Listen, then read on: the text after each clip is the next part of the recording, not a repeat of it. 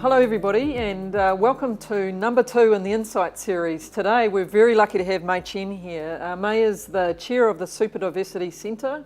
She also is on the BNZ board and is responsible for health and safety on the board, as well as being on the people committee of that board. So very engaged as a director in health and safety, as well as being one of New Zealand's top employment lawyers. So welcome May, welcome Thanks, to the Nicole. discussion today. Why we wanted to talk to May was Super Diversity Centre and the challenges of diversity in a changing diverse workforce in New Zealand. What's it all about? So the big why is because New Zealand is already super diverse, defined as 25% or more of New Zealanders not born in the country, or a country with 100 or more ethnicities. Of course, in Auckland, we're way above that. In Auckland, we're kind of 48% not born in New Zealand, and of course, in the 2013 census, there were 213 ethnicities. Just think what the 2018 census will be. So really what I'm saying to you is that the population has already demographically transformed. So this has a big impact on the worker talent pool. Already in Auckland, but diffusing right throughout New Zealand, are a whole pile of migrants and their New Zealand born children. So it's complex, but obviously when you immigrate to a new country, you often end up taking a job below the position or status that you had back in your home country. People don't know you, you've got no networks, and if you don't speak English well, it's pretty hard to impress people that they should appoint you to a high paid job. So as a consequence of that, you can end up with migrants in more physical roles than they've had before, and they get injured. You can end up with a lot of migrants who don't speak English, and particularly for migrants who come to this country when they are adults, the research clearly shows that it's really difficult to become fluent in English. So you could have people who've been here for 20 or 30 years, they still speak very limited English. So, I mean, that's a really interesting insight. Actually, Peter Crisp, who we had on the last Insights, talked about different cultures and a power distance relationship, and also that, if in New Zealand, or if you're a New Zealander, you need to understand the why and what's in it for me before you'll follow a rule. If you're from, say, a lot of the Asian countries, they have very high power distance and very high respect for authority. So they will follow the rules to the letter, or if there's no rules, they probably won't know necessarily what to do. Well, also, if you've got a system with reporting and whistleblowing, they don't report a whistleblow because if they're not going to dob themselves in because it's a loss of big face. Yes. Sometimes they've got poor immigrant status. In other words, they shouldn't be working, or they're illegally working, so yes. they don't want to say anything. And of course, they don't want to dob their employer in. So, of course, what happens is that if you've got a low power distance employer who says to the worker, well, figure it out, use your common sense, it's number 8, why, off you go, use your initiative, that's going to be really difficult because that's not the tradition they come from. Their tradition is loyalty and obedience. So they're looking for high prescriptiveness. And if you tell them just to, use your common sense, they will say, well, what is that? Yeah. I think it's a really important point. I mean, in my previous slides, we did some work on different cultures and how you would need to apply exactly the same health and safety standards across multiple countries. And what did you find? Well, one of the observations in that, which I think was you've completely touched on, is that your KPIs, or what you talk about as important, needs to change, particularly around things like health and safety if you want to drive the right behaviour. So if you put it in KPI of no accidents or that there will be no harm in our workplace, they won't report anything. There will be no reporting of anything. Right. But if you put in a KPI around near misses on key controls, or we want to hear of any instances where people have been seen on scaffolding without full protection, or they will be obedient. They will be excellent at doing that. They will do what you want. And so this is really important, I think. So, and this is true in any workplace, just understanding the people that you're working with, that actually effective health and safety is about engagement with the people doing the job at the front line.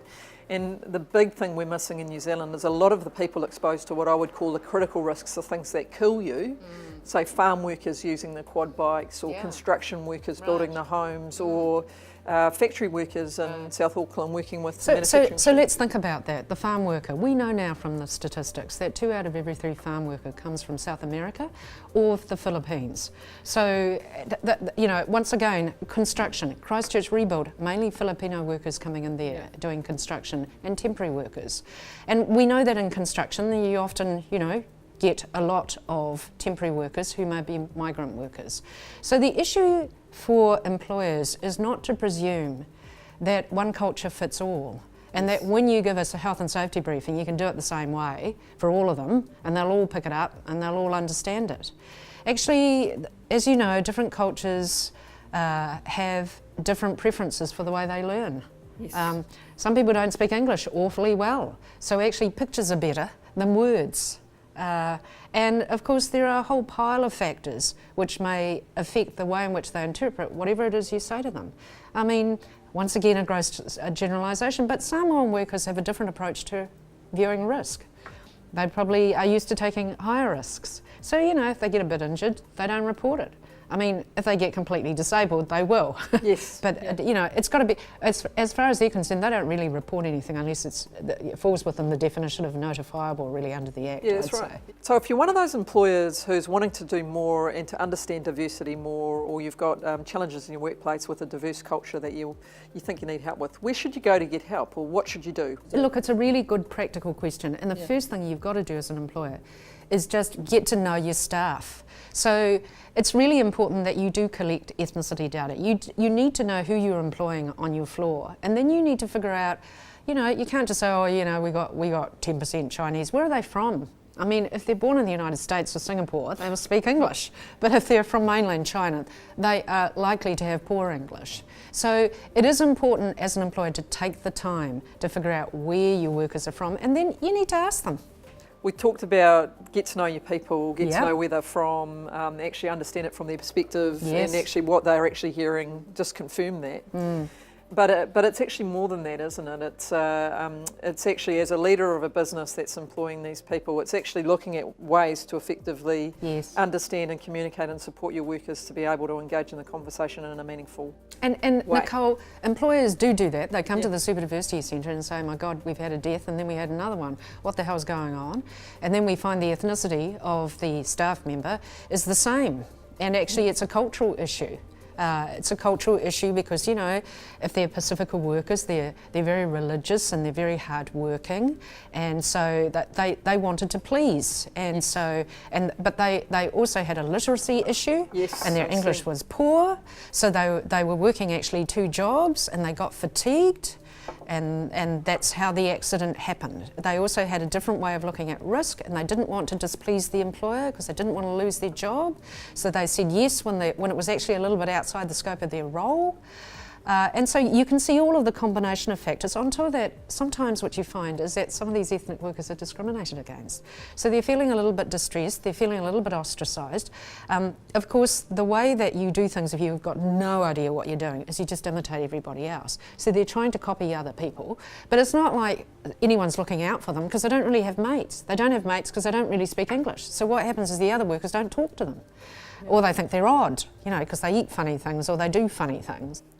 What's your view on the role of the boss and what they should be doing in terms of their behaviours and the importance of them in terms of changing the health and safety conversation and the way that workers respond to that? Oh, I just think it's so important because otherwise they just get confused. You say one thing, but the big boss isn't doing it, You say that health and safety is really important, but I don't see the big boss really valuing well-being or a healthy and safe workplace.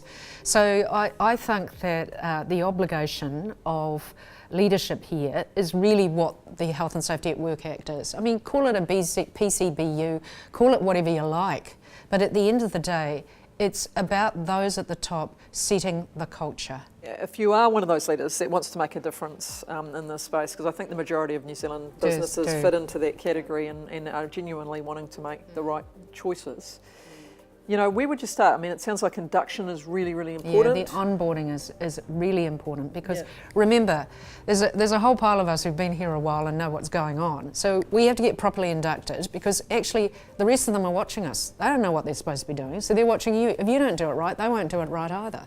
Yeah. Also, you don't really understand why you're doing this. I mean, there's no question that increasingly people are realising good health and safety is good for business, and this is just a subset of this, right?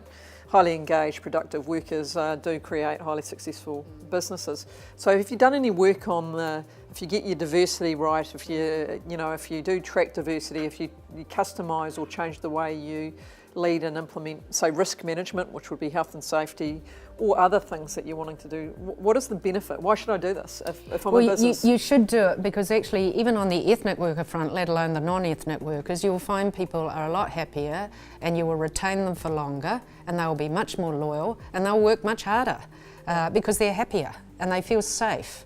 And so, of course, what they find with migrant workers is that they're particularly loyal because they're very grateful for the job. And if you're a good employer, then they will give back to you.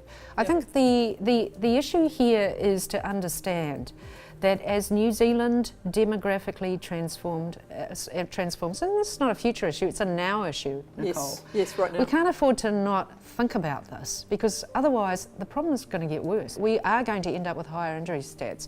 And if people don't feel able to report now, they'll wait until they're really injured. And then that's really going to have a bad impact. Even if it was just the bottom line of making sure that your premiums to ACC stay low because of injury prevention, it's worth it.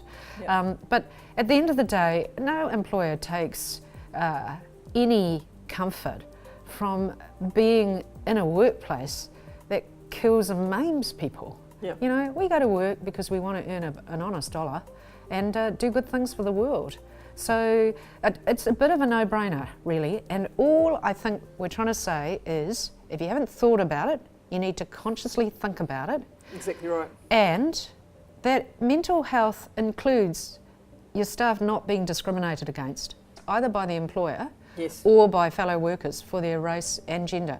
They find that ethnic women, in the research, actually suffer worse in a workplace. And bullying and harassment. Yeah, because they got the gender thing going, they got the race thing going, then they've got cultural things going which may have limitations for their particular gender, and then on top of that they have more family responsibilities than anybody else. Yes. So, once again, complex, but you've got to get your head around it because at the end of the day, you've got to know your workers. Thanks so much, May. I think it's such an important issue, diversity and super diversity in New Zealand, and the importance of that when you're considering health and safety.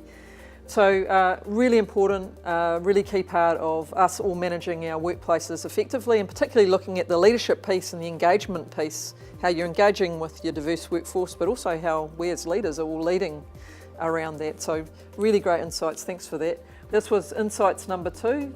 Insights number 3 will be coming shortly.